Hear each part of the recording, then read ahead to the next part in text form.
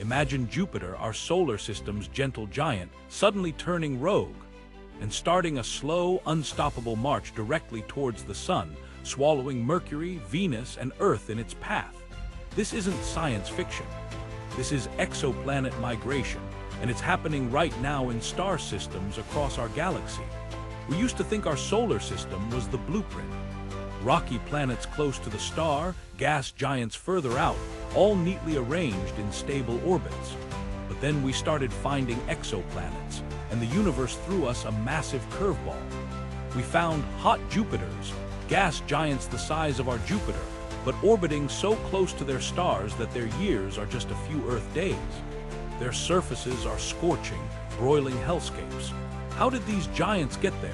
They couldn't have formed there. The intense heat and radiation near a young star would have blown the light gases needed to form a gas giant right away. The only logical explanation: they formed much, much further out, exactly where we'd expect them to, and then they moved. They migrated inward. This is one of the most profound and slightly terrifying discoveries in modern astronomy. Planets aren't necessarily fixed in their orbits. They can wander. There are two main highways for this planetary migration. The first is through a cosmic dance with a leftover disk of gas and dust. After a star is born, it's surrounded by a swirling protoplanetary disk, the raw material for planets. As a young, hefty planet plows through this gas, it experiences a drag force. It's like wading through water. This interaction transfers angular momentum, causing the planet to lose energy and slowly spiral inward. It's a slow, grinding process that can take millions of years, but it's incredibly effective. The planet's gravity also carves out a gap in the disk, and the interplay of forces at the edges of this gap can either push the planet inward or halt its journey. It's a delicate balance that determines the final architecture of a planetary system. The second highway is even more dramatic and chaotic: gravitational planet-planet scattering. Imagine a young system with multiple giant planets forming. Their orbits might be initially stable, but as they grow and their gravitational influences strengthen, they can fall into a chaotic dance.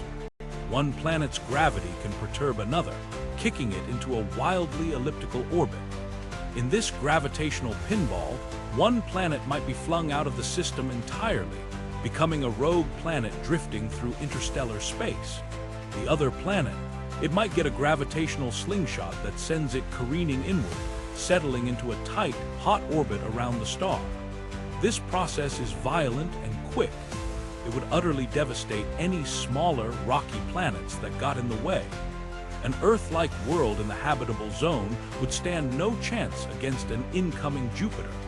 This migration isn't just a historical curiosity. It has huge implications for the search for alien life. The habitable zone, the region around a star where water can exist as a liquid, is a prime target.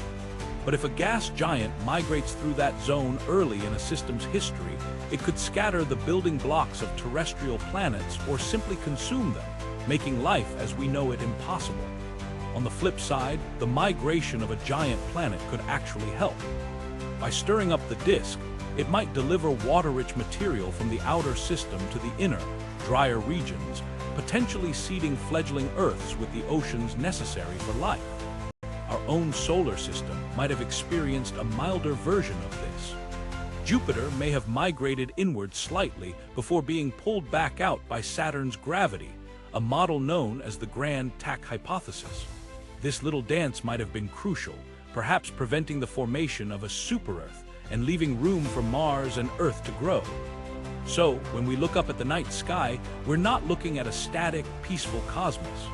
We're looking at a dynamic, ever-changing arena where planets are born, they wander, they collide, and they die.